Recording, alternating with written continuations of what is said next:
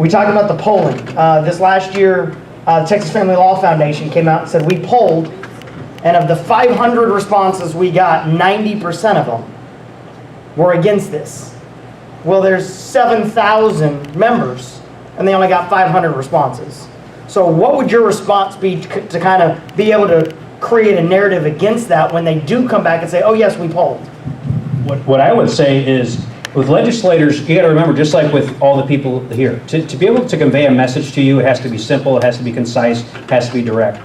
He hit it right on the head. The point is they have 7,000 members, and he said they had 400 people against it, is that what you said? Yes, roughly. That's the ratio there. Basically, they don't have a leg to stand on. So what I would do is, knowing that, anytime anybody has opposition, opposition testifies on something, if the legislation doesn't pass, note it down. In the off-season, we're going to call it, the outside of session, you can literally print that stuff off and have it prepared. I'll have 2 different stacks. One stack for things moving forward, one stack to prepare myself for opposition. And you can counteract that with your own groups following or whatnot on Facebook. I forget how many followers on AMVSP, I think 30,000 or something. You say, well, look, you know, yeah, 500 didn't, but look, direct your legislator to this group and say, here's 30,000 others, and now we can maybe refine that to the state of Texas. It might be that we have actually 700 in favor. It's going to not only dwarf your 500 with a bad sample size. Here, you know, so you can create some of the area that way too. Just wanted to get it out there since that is an up and coming thing that we're starting to see. And also, I would point out why. I mean, they're pulling the bar. Remember, we know why. And I would just call it out in the carpet. You know, I mean, I'm not going to have too many friends myself, but I have no problem doing that. I mean, the reason they're against it is going to lose money.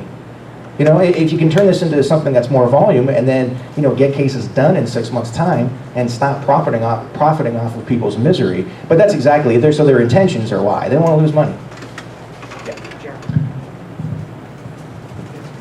Sorry, go ahead. You ready for me? I'm ready. Yeah. Yeah, I noticed one of your slides, you said something about eliminating language that does not include discretion for the judge, if I'm not mistaken. One of your, and in my experience has been, they're never going to give up discretion, number one. And that's really where the problem is that they can almost justify anything. They can justify any kind of order based on their discretion and the risks that they're trying to mitigate. So I guess my question is do we want the discretion in there or do we not? I think you're going to have some level of discretion. What I like about the rebuttable presumption language, though, is it puts some black and white into what they have to do. You file your petition, you file your motion for temporary custody based on 50-50. If they then say, well, no, I'm using my discretion and I'm not instituting that right away, before an evidentiary hearing on any of the types of things that detract from 50-50, you've got, I think, a pretty good basis to appeal to say he didn't follow the black and white law. Can I just add one thing? I mean, ultimately, on appeal, the only way we're going to be successful is we say we abused his discretion. That's my experience, and so I don't know. I'm just how I would address that is remember though, with the rebuttable presumption, we're starting at 50-50. So right now we're working in the opposite direction, trying to get to it. So now if we start at 50-50, now there has to be discretion based on what actually happened, but you're mitigating the damage that can be done, if that makes sense, if I'm saying it the right way. So just in the process and the mechanism itself, it actually helps cover that. It is important to have discretion because what is abuse? We all know that, you know, there are different kinds. There are legitimate cases that with psychological, there could be an extreme case, but it doesn't have any scars. There needs to be discretion. So it's something that, again, I think we could talk on that for a long time, but to me, what the most important part is, starting at 50-50 and working back off of it, minimizes or mitigates at least how much damage can be done, and hopefully it's not to the extreme. Well, thank you guys for your efforts. I want to say that in Florida, I hope we follow suit as not, like you said, you opened my eyes to the legislation in Kentucky. I wasn't aware that there was such a broad exception for domestic violence. I do agree, going back to what the exceptions to the rebuttal presumption, if we're talking about domestic violence, it should be narrowed down. It's kind of like what you're doing in Missouri. My question, though, is I've considered this myself and talked to other Florida lawyers about this, is making the domestic violence exception for rebuttable presumption limited to adjudications of guilt in criminal matters.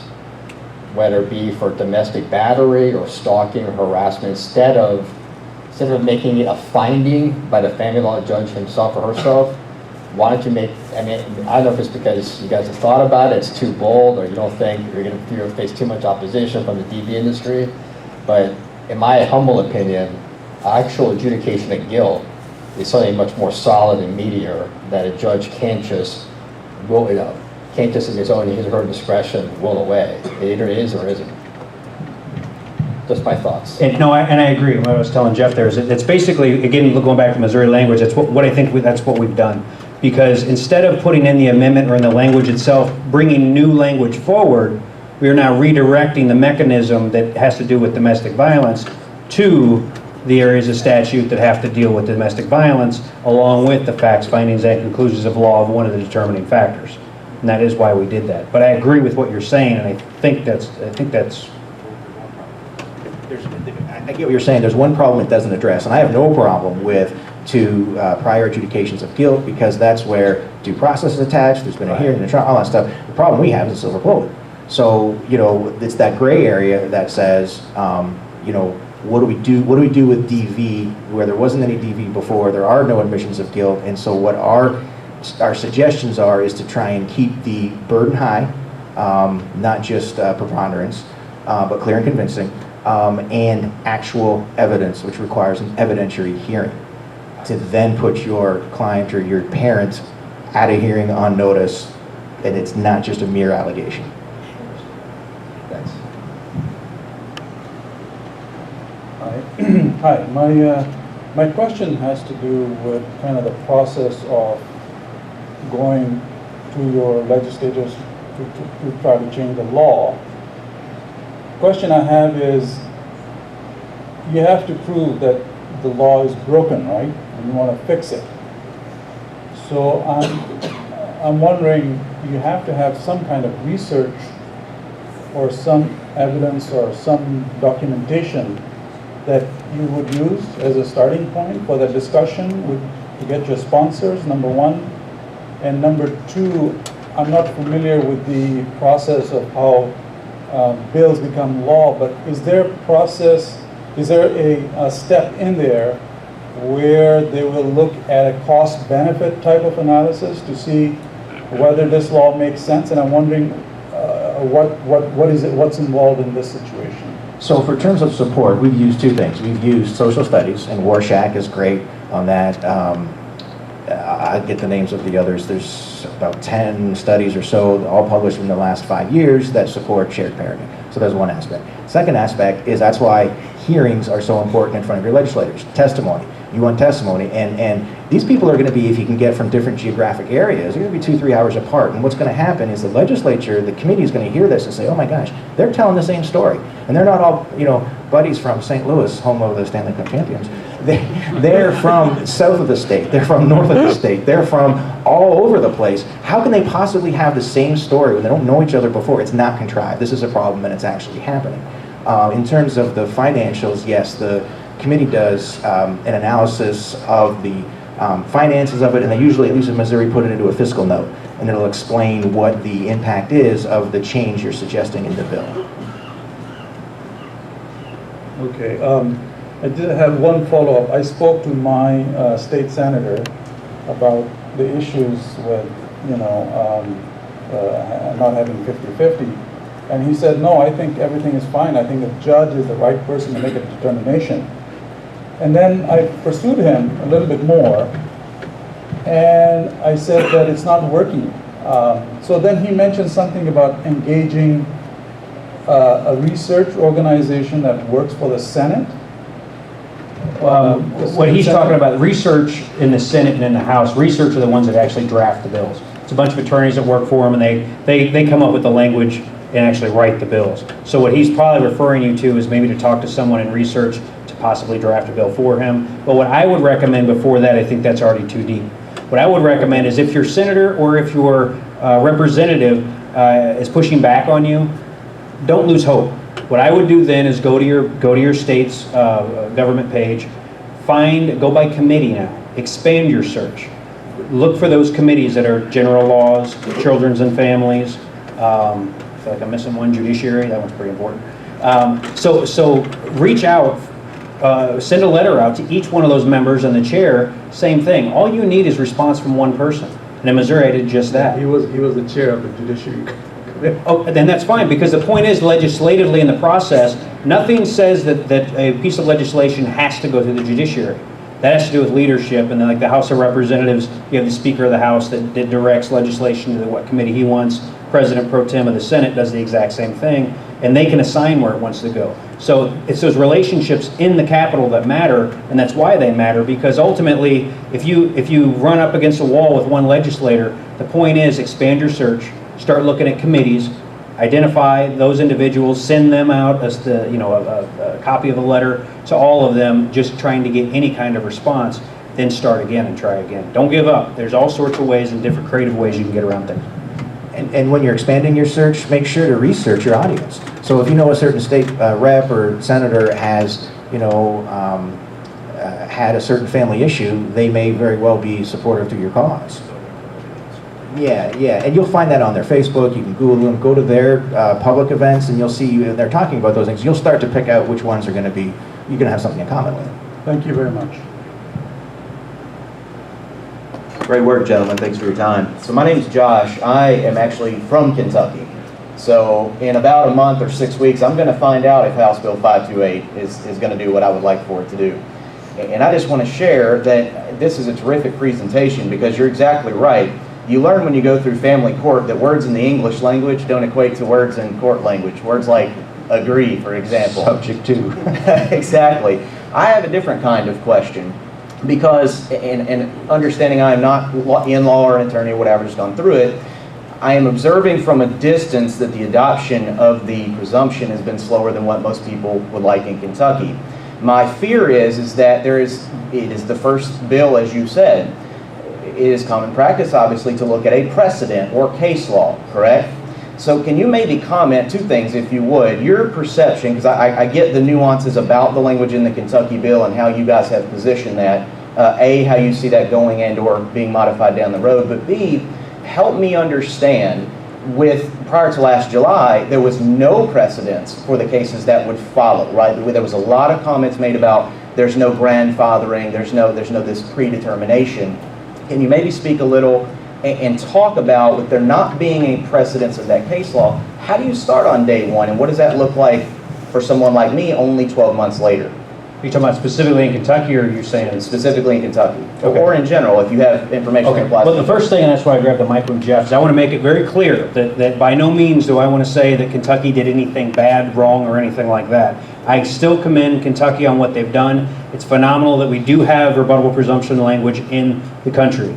I'm trying to make sure that everyone understands that that is not the end-all, be-all. It is that amendment that wound up basically negating the mechanism that if that language would not have been added, Kentucky would be everything that they've said. So I just want to make sure everybody understands that before, because I think your question was better answered by Jeff here. Well, yeah, and I think it's a start. It might not be the gold standard, but it's certainly a start and a good one. But what we need to make certain is that it's clear that subject to clause eviscerates everything else. So in terms of a precedent, yeah, I mean, there was none.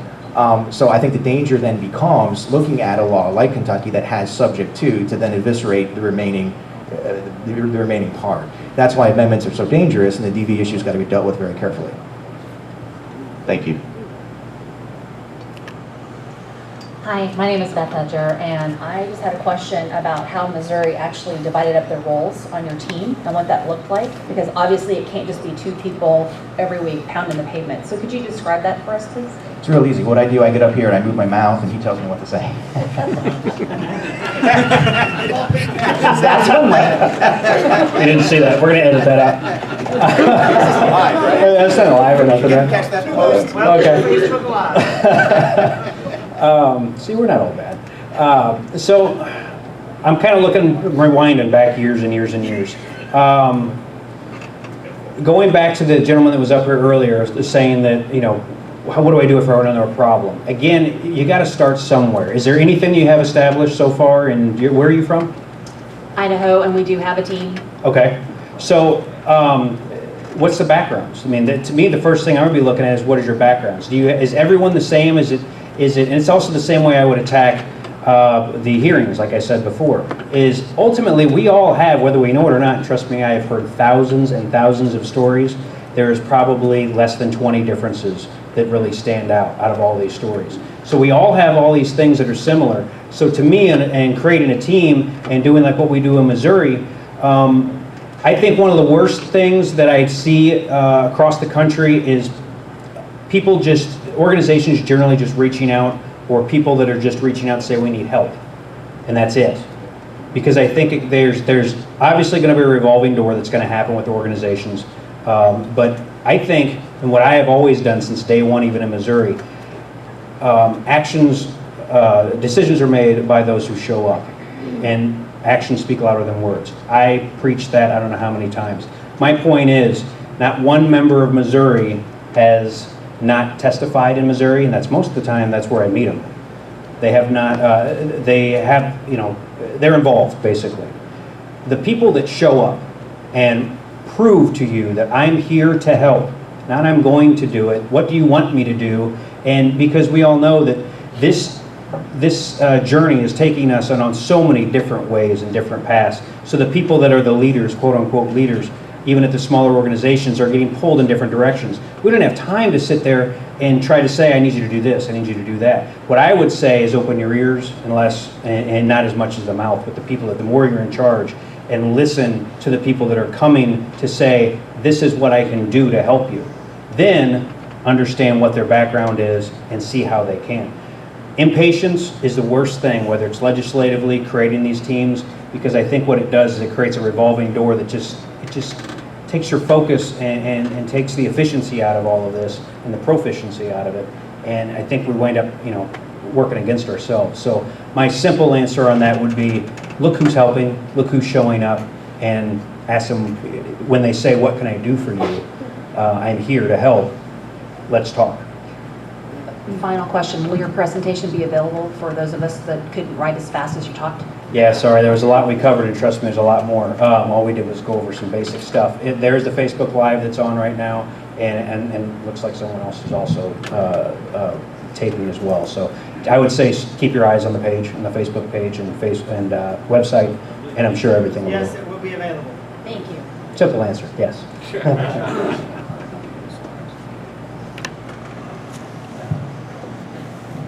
I'm Zach from Virginia. So my comment, I wanted your point basically was having to do with other bills or other possible laws that could be put in place that could help presumption of equal time. For instance, mediation, focusing on more mediation and less legal litigation and things like that. So a high focus on mediation. And another one was just holding the guardian ad litems accountable and then giving them more education requirements, or creating some other mechanism that serves the same purpose as a guardian ad litem, preferably not a lawyer, and somebody else that has education in the proper areas. That was one question. So these are different bills that could support. What do you think about those kind of other bills? Last year, again, I kind of presented something on what I call the legislative tree. Basically, you divide things up by priority in about 3 positions. Basically, you have the trunk of the tree, the limbs of the tree, and the leaves. And right now, the rebuttal presumption is the trunk at the ground level. That is the strongest part that we have to address.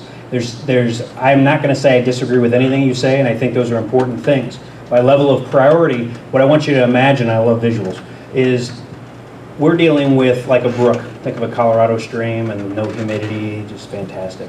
But away from this place, right?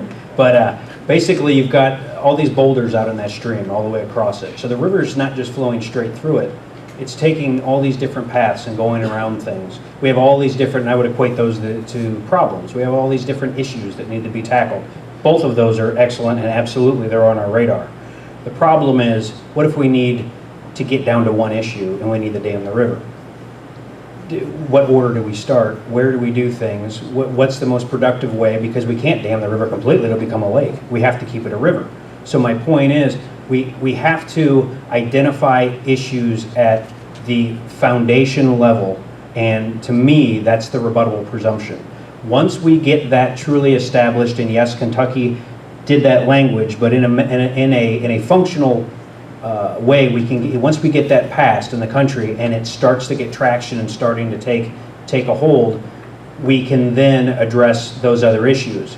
Also, I did say earlier that you have a rebuttal presumption language going in. That would be, those other issues are things that you would want to keep language on the side, because before your legislature has a cutoff date, usually it's like halfway through the session, you could try to present that, find a sponsor that maybe then could put it as an amendment. But on those, they have to be very simple and just not the end all be all, let's do this huge bill, but you could start to at least touch something.